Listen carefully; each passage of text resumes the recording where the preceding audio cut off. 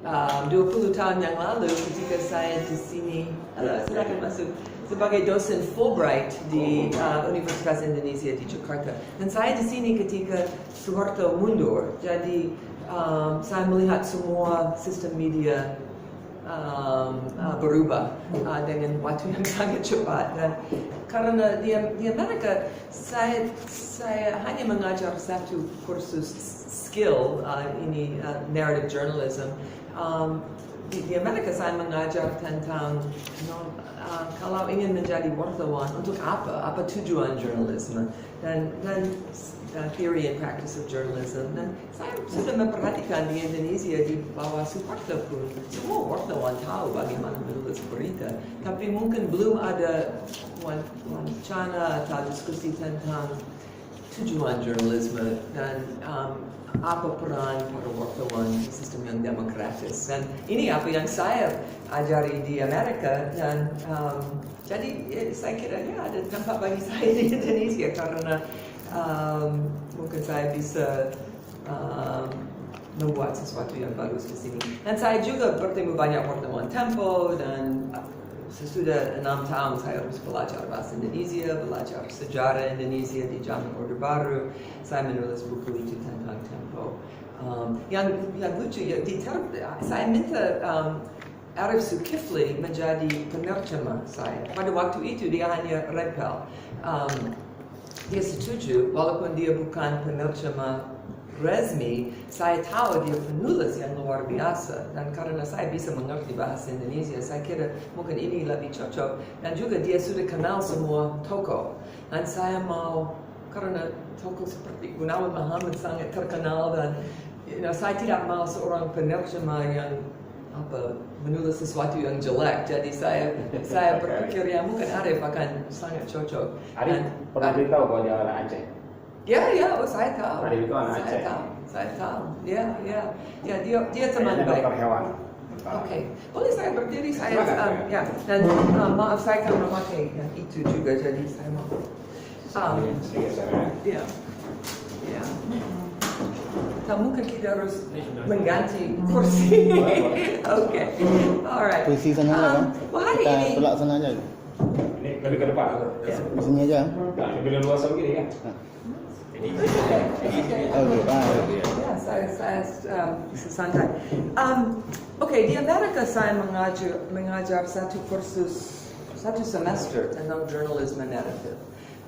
Dan setiap tahun saya mengajar bersama Yayasan Panta di Jakarta, biasanya 2 minggu bersama Andreas Harsono. Saya mengajar minggu pertama, dia mengajar minggu kedua, dan sering saya memberi workshop pendek kepada wartawan di tempat kerja. Dan saya suka karena saya selalu suka bertemu dengan wartawan muda, karena biasanya masih sangat bersemangat terhadap kerjaan jurnalistik. Jadi kelas ini akan lebih pendek dari biasa, dan ini mengapa saya mengirim kepada Pak Garman sebuah file dengan beberapa contoh lain. Nah, saya mau menekankan bahwa contoh itu tidak sempurna, tapi saya akan berbicara sedikit tentang setiap tulisan yang saya kirim, dan mungkin nanti bisa dibaca kalau ada waktu. Saya akan mulai dengan sesuatu yang agak dasar. Saya tahu semua teman tahu.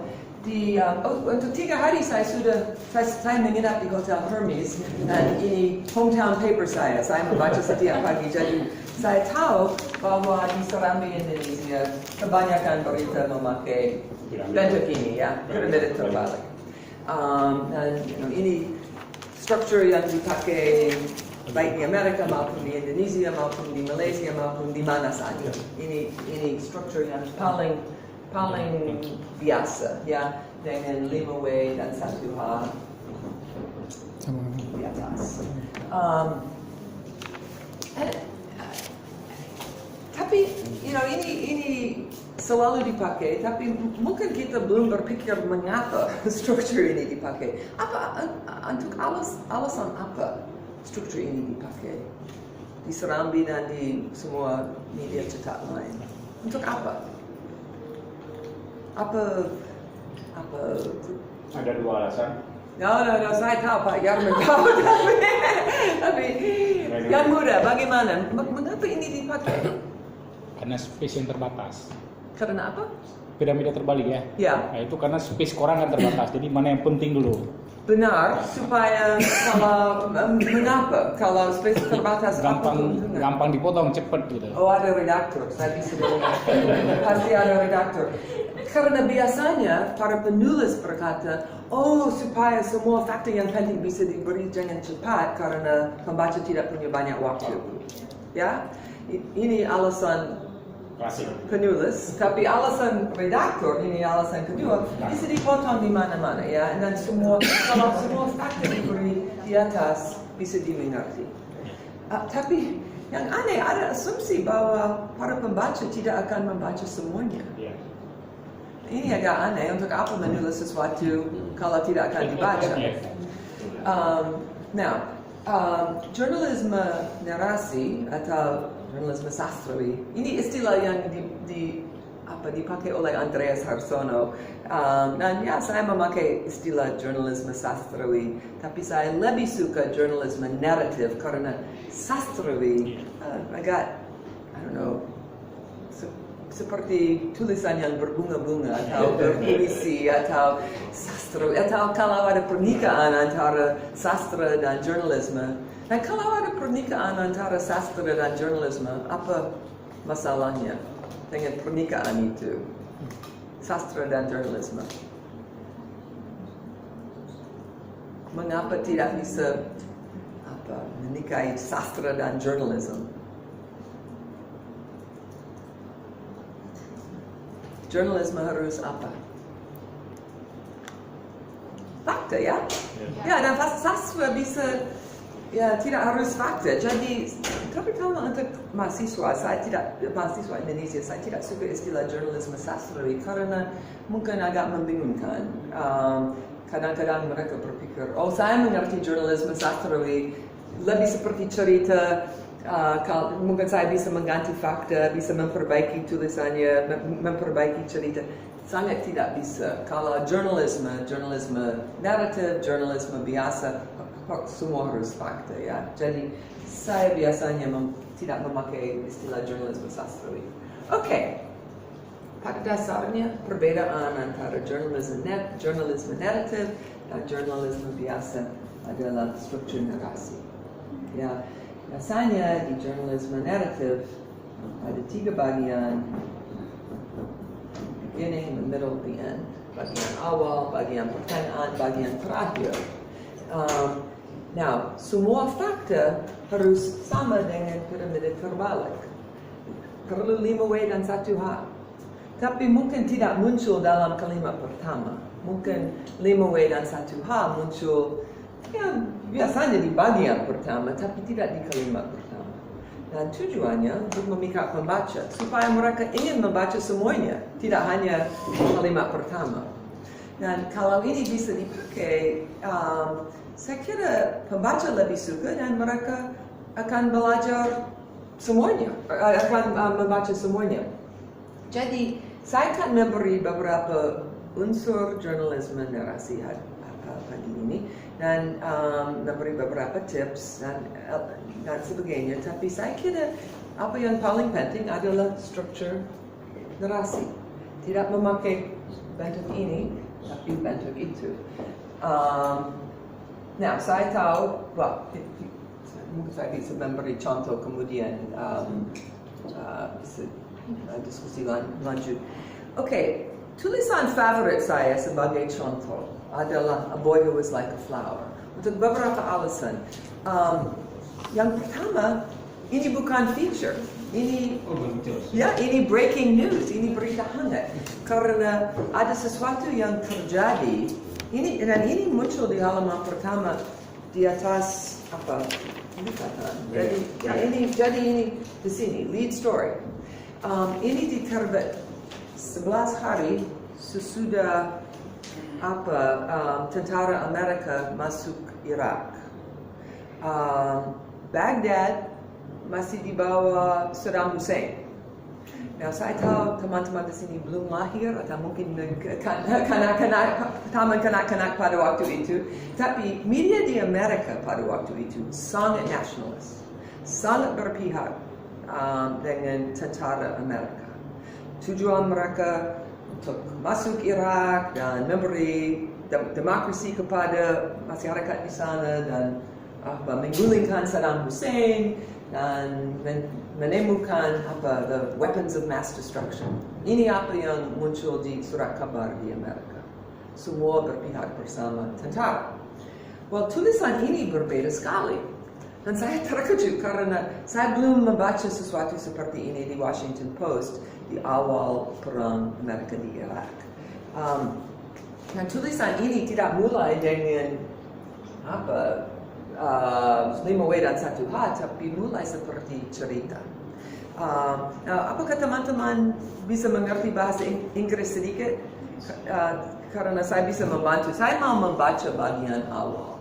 Okay? Ini sebenarnya bagian ini. Biasanya di narasi, di cerita, cerita pendek atau novel atau film, bukan sinetron, karena sinetron tidak pernah berhenti, selalu terus. Tapi biasanya di bagian awal kita diperkenalkan kepada tokoh. Ada tokoh, mungkin tokoh utama, mungkin beberapa tokoh. Kita diperkenalkan kepada mereka. Kemudian di bagian pertengahan, apa yang terjadi di cerita pendek atau novel? Konflik, ya, benar. Kalau ada laki-laki dan perempuan, mereka bertemu. Kalau mereka hidup bersama dengan senang, tidak ada cerita yang menarik. Perlu konflik, ya, perlu hambatan, tantangan. Biasanya ada konflik di sini. Kemudian di bagian terakhir ada resolusi. Semua selesai. Mudah-mudahan dengan baik, tidak selalu, tapi ada ending.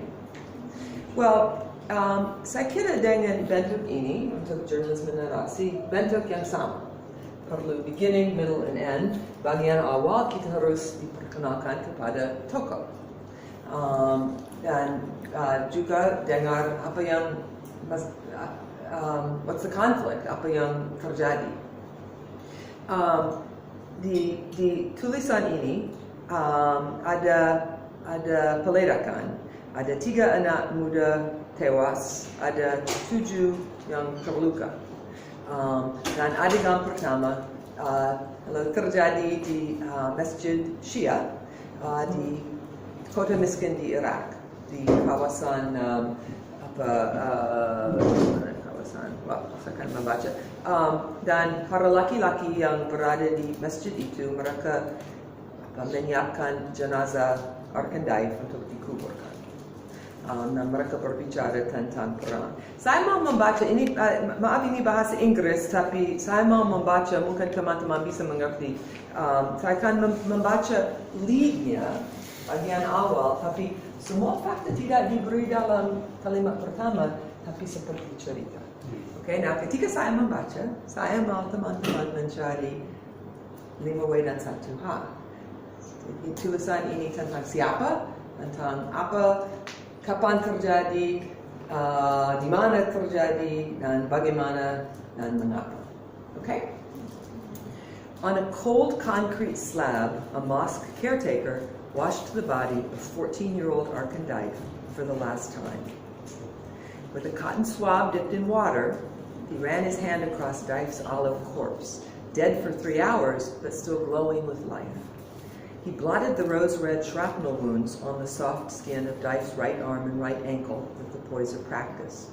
Then he scrubbed his face, scabbed with blood, left by a cavity torn in the back of Daif's skull.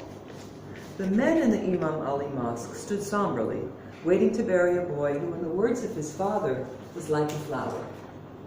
Haider Khatim, the caretaker, asked, "What's the sin of the children? What have they done?" In the rituals of burial, the men and their families tried futilely to escape the questions that have enveloped so many lives here in fear and uncertainty. Beyond some neighbors, family, and a visitor, there were no witnesses. The funeral went unnoticed by a government that has eagerly escorted journalists to other wartime tragedies. Instead, Daif and 2 cousins were buried in the solitude of a dirt-poor Shiite Muslim neighborhood near the city limits.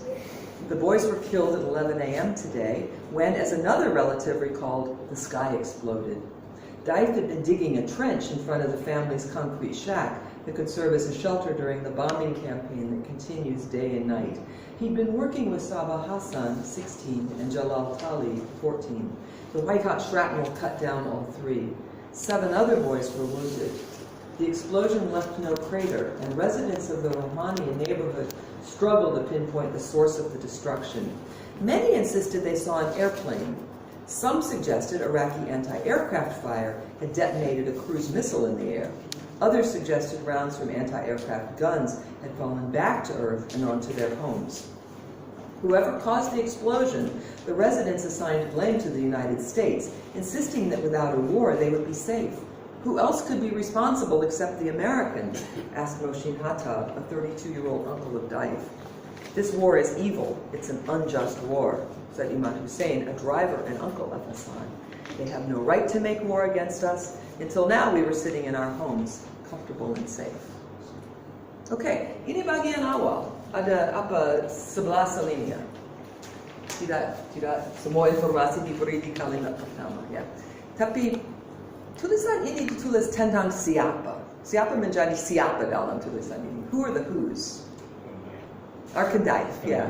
Ya, siapa lagi? Tokoh Sabah.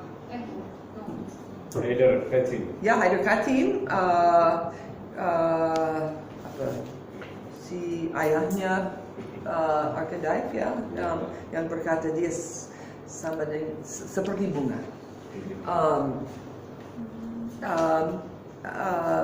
Pada laki-laki yang berada di masjid, ya, keluarga archetype. Oke, apa yang terjadi? Apa peristiwa yang menjadi apa inti berita? Di bahasa Inggris kita memakai istilah newspeg. Newspeg di sini memakai juga newspeg. Peristiwa biasanya yang terjadi 24 jam. Apa yang terjadi? Peg ada, kalau ada mantel di sini cantelan. Ya. Oke. Cantelan. Ya. Oke, apa peristiwa apa yang terjadi? Apa? Terjadi di bacaan 11 alinea atau terjadi yang latar belakangi peristiwa ini? Well, dalam tulisan ini apa menjadi newspeg? Apa? What's the what? Apa menjadi apa dalam tulisan ini? Kalau 5W dan 1H, siapa apa dalam ini? Memandikan jenazah sih kalau di sini. Well, tapi sebelumnya ledakan. Ledakan, eksplod. ya, peledakan. Ini menjadi newspeg. Oke, dan kapan ini terjadi? Di hari itu. Hari itu, jam 11, ya. Jadi ini breaking news, ya. Ini baru saja terjadi. Breaking news, jam 11 pagi ini. Di mana ini terjadi? Ada. City limit. Ya. Apa desa yang miskin dekat? Apa kawasan miskin dekat Romania? Kota Romania, ya. Perbatasan. Ya, perbatasan Romania. Dan tempat ini agak miskin, ya. Oke, now saya selalu tertarik dengan semua wartawan harus menulis mengapa dan bagaimana sesuatu terjadi. Dan kalau kita berpikir tentang itu, luar biasa, ya. Mengapa sesuatu terjadi? Ya, siapa tahu mengapa sesuatu terjadi, tapi harus ditulis, ya. Nah, biasanya pertanyaan itu yang paling sulit. Tapi dalam tulisan ini, bagi para laki-laki itu, keluarga archetype, mudah sekali untuk menjawab mengapa ini terjadi. Mengapa ini terjadi? Karena apa? Mengapa peledakan itu terjadi? Karena perang. Perang siapa? Whose war? Perang Amerika, ya? Ya, mereka berkata, yeah, who else could be responsible except the Americans? Ya jelas sekali bagi mereka ini kesalahan Amerika. Ya, jadi pertanyaan mengapa dalam tulisan ini mudah untuk dijawab karena perang Amerika. Tapi apa yang menarik, pertanyaan yang paling susah adalah bagaimana, how this happened. Dan ada sesuatu yang bagi saya sangat menarik dalam tulisan ini. Belum jelas bagaimana ini terjadi. Mungkin ada bom, barangkali ada bom, tapi belum dikonfirm ada bom. Jadi Anthony Shadid pintar sekali. Dia melakukan sesuatu yang harus dilakukan oleh semua wartawan. Kalau ada sesuatu yang belum diketahui, harus jelas, harus transparent. Jadi, Anthony Shadid menulis ini dengan baik. Dia menulis, the explosion left no crater, tidak ada sisa. And residents of the Romanian neighborhood struggled to pinpoint the source of the destruction. Apa sumber? Many insisted they saw an airplane. Kalau ada pesawat, mungkin ada bom. Some suggested Iraqi anti-aircraft fire had detonated a cruise missile in the air. Kosakata saya kurang baik untuk ini, tapi mungkin tentara Irak sudah meledakkan sesuatu dan kemudian jatuh, ya. Atau mungkin rounds from anti-aircraft guns had fallen back to earth. Mungkin tentara tidak meledakkan sesuatu, mungkin ini it's just from the firing. It was just mungkin ini kesalahan tentara Irak. Tapi belum diketahui. Apakah ini penting? Tidak. Tidak ada 3 anak tewas, 7 terluka. Tapi Anthony Shadid tidak mau menulis ini akibat bom kalau belum ada bukti. Jadi dia sangat transparent. Ya, dia memberi 3 kemungkinan. Mungkin ada bom, mungkin ada Iraqi anti-aircraft fire, mungkin mereka meledakkan sesuatu yang jatuh. Jadi saya suka karena dia melakukan ini dengan cara yang sangat halus, tapi jelas bahwa dia tidak tahu bagaimana ini terjadi. Oke, jadi semua unsur 5W dan 1H ada di bagian pertama ini.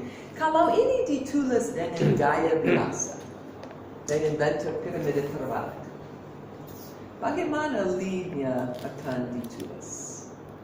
Mungkin dengan untuk Serambi, kalau ini akan muncul di halaman pertama dengan gaya biasa, dengan piramida terbalik, dengan sebuah fakta, apa lead-nya? Sebuah ledakan terjadi di perbatasan Rahmania. Akibat ledakan tersebut 3 anak tewas dan 7 terluka. Namun hingga saat ini belum diketahui penyebab ledakan tersebut. Bagus sekali. Nah, harus jujur, berapa teman di sini akan membaca tulisan seperti itu? Ya, saya juga. Karena, sayang sekali, tapi ini peristiwa seperti itu sering terjadi. Ada di Serambi, ada peledakan di Palestina, ada peledakan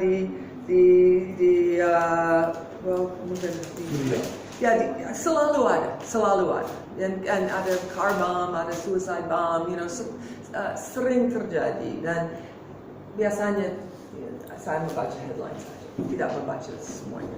Tapi dengan tulisan ini, saya sangat tertarik dengan cerita ini. Saya tertarik dengan keluarga Artendai, dengan karena mereka menjadi tokoh yang real, seperti karakter dalam cerita, dan saya ingin tahu lebih banyak. Dan saya kira ini alasan bagi saya yang paling penting untuk berpikir tentang gaya naratif, karena kalau perhatian mereka bisa bagus sekali. Mereka ada sesuatu yang sangat powerful dalam tulisan seperti ini, supaya pembaca mau membaca semuanya. Now, saya tidak akan membaca semua berita ini, tapi di bagian pertengahan, Anthony Shadid memberi banyak latar belakang tentang perang. Dia menjelaskan apa? Well, ada dia menggambarkan bagaimana jenazah Arkandaif sebelum dikuburkan. Dan ini sangat saya akan membaca bagian ini karena pendek dan saya suka karena dia memakai bahasa yang sangat sederhana, tidak berbunga-bunga, tidak berpuisi, tapi sangat jelas dan sangat indah, supaya kita bisa melihat apa yang terjadi. At the mosque, hours after the blast, Kadim and another caretaker carefully prepared Daif's body for burial before sundown, as is Islamic custom. Bathed in the soft colors of turquoise tiles, the room was hushed as the caretakers finished the washing. They wrapped his head, his gaze fixed, with red and yellow plastic. They rolled the corpse in plastic sheeting, fastening it with 4 pieces of white gauze, one at each end, one around his knees, and one around his chest. Kadim worked delicately, his gestures an attempt to bring dignity to the corpse. He turned Daif's body to the side and wrapped it in a white sheet, secured with 4 more pieces of gauze. Under their breaths, men muttered prayers, breaking the suffocating silence that had descended. They then moved toward the concrete slab and hoisted the limp body into a wood coffin. It's very difficult, said Kadim, as the men closed the coffin. Saya sangat suka bagian itu karena sederhana, jelas, dan kita bisa melihat apa yang terjadi.